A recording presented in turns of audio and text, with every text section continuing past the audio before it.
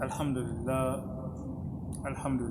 hamdan, ashkuru lillah, shukran, nahmaduhu azza wa jalla, wa nasta'inuhu wa nastaghfiruh, wa salatu wassalam ala rasulillahi sallallahu alayhi wa alihi wa sallam. Abaganda ebitiibwa matenda mazivuga Allah tumwaza Allah tabaraka wa taala nini matendo gonna tusaba okusasana emirembe nga biddeyo ekitiibwa Nabi Muhammad wamu n'abantu b'ennyumba ye. Mu bufunza abooluganda ebitiibwa tugenda kutunulako ku byengera oboolyawo Mungu byatugabidde nga ffe abaddu. Atugabidde Allah ebyengera bingi, tumwebaza nti alhamdulillahi rabbil alamin. Naye mu byengera ebingi byatuwadde oboolyawo tulinawo ebyengera bye tutawa attention na kubeera nga tubifaako na kubiraba nti byengera tuli nabyo nga ffe abantu.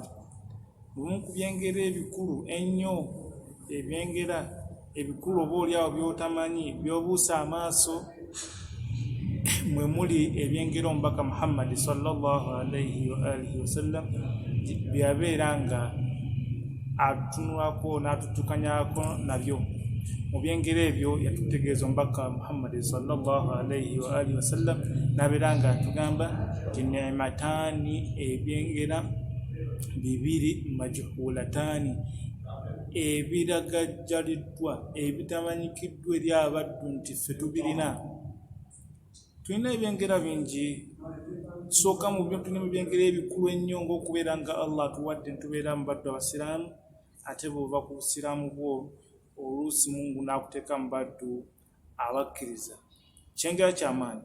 Naye Nabbi atugambye tulina ebyengera bibiri majhulatani, tebimanyikiddwa eri abaddu. Abaddu babyerabira, abaddu tebabiwaako attention, tebabifaako nti babirina nabyo.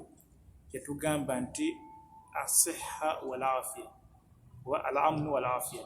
Yagamba nti mu byengera ebyo bibiri bye tulina abaddu batawadde attention, bye batafuddeeko, kyekyengera ky'okubeera nga abaddu bali balamu, bali healthy, wal afiya, n'okubeera n'obulamu obulungi.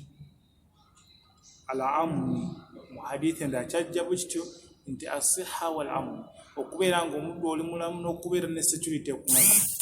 Abaddu abasinga tubifuddeeko nti ebyengera Allah tabaraka wa taala abituwadde. Tutunulire olwaleero abaddu abitiibwa mu mawanga ag'enjawulo, naddala mu mawanga g'Abawalabu okugeza Iraq, Yamani, Syria, Lebanon ne Saudi Arabia yennyini n'ensi endala zonna Afghanistan nga bw'oza mu Middle East.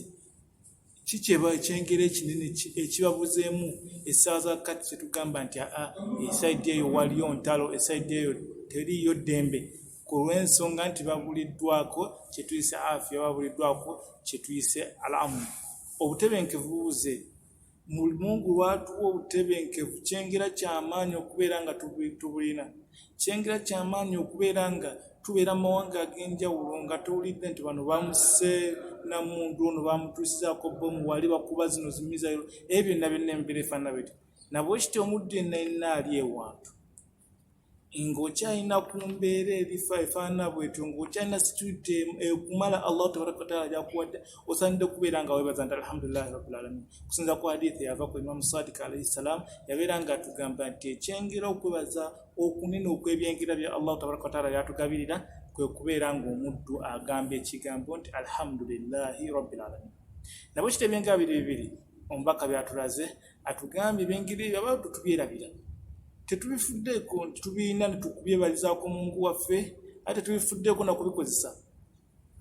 Asiha, okubeera ng'oli mulamu, okyatambula ova n'odda wali, abamu n'okyabuuka, okyasobola ovuga ku mmotoka n'otambula, ovuga akagaali ng'amagulu tegakuluma, tolina buki. Abalala bali mu malwaliro, amagulu bagawanise gali waggulu bwe gati. Abalala waali amazeewo omwaka mulamba, mwezi mulamba, tasobola kubeera ng'ayimuka waali. Lwaki? Omubiri gubuzeemu okuseha, okubeera nga mulamu. Omubiri mulwadde ne ibaada takyasobola gikola. Nabwe kityo abaddu ab'ebitiibwa tubeera nga tufunye ebyengera bibiri nga tubirina, tusaanidde okubeera nga tubikozesa bulungi. Tusaanidde kubeera nga tubikozesa bulungi. Tuli balamu, esswala tulemerawo okubeera nga tuyimirizaawo. Tuli balamu, tetulina buzibu okusiba tusibeko, tuli balamu, olulimi telulina buzibu, tolina bunafu wonna mubiri. Leeta ku adhikaari ez'enjawulo, okusalira nabbi, okuleeta ku tasbihati ez'enjawulo n'okutenza Allahu tabaraka wa taala, okubeera nga tusoma ku Qur'an ekitiibwa ng'okyali n'ebyengera bino ebibiri by'otamanyi nti nno byengera bikulu nnyo, ekyengera ky'obulamu n'ekyengera ekyokubiri ekyokubeera nga olina security, olina obukuumi bukumala, otambula okuva wonna wali ekiro nga tolina buzibu bwonna, ng'ozuukako ekiro, osobola okuzuuka ekiro n'ogenda mu muzikiti ogw'enjawulo n'ogamba nti wano ngenda kusaalirawo sala yange. Mu mbeera ezifaanana bwezityo ebyengera bibiri Allahu tabaraka wa taala byatugabiridde, tusaanidde okubeera nga tubyerabira, tusaanidde okubeera nga tubifaako. Mwamu ku baategeera ebyengera ekitiibwa kino ye nnabbi waffe Ibrahimu alayhi salaam. Yabeera nga ekyengera kino yabitegeera naddala ebyengera bibiri eby'okubeera nga mulamu n'okubeera nga alina security. Laba bw'asaba mu dduwa ze n'asaba Allahu tabaraka wa taala n'agamba nti ayi Katonda waffe, yasaba Allahu tabaraka wa taala n'agamba wa idh qala Ibrahim rabbi ij'al hadha baladan amina, ayi Allah beera ng'ofuula ekibuga kino. Yali ng'asabye ekyengera ng'akisabira mu kibuga Makka, asabira Allahu tabaraka wa taala abeere ng'afuula ekibuga ekyo amina, ekirina obutebenkevu, kirina security.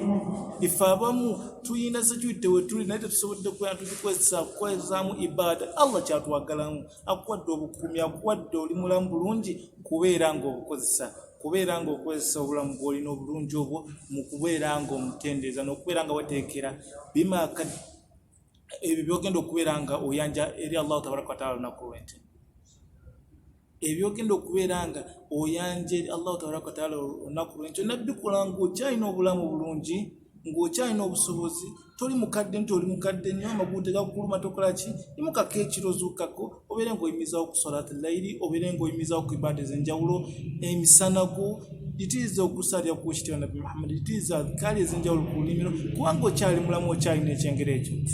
Olunaku lwe tubulwako ekyengera kino, tugenda okubeera nga tuddayo tugambe nti bannaffe tetukyali balamu, tetukyalina butebenkevu, tudduka buddusi n'eswala.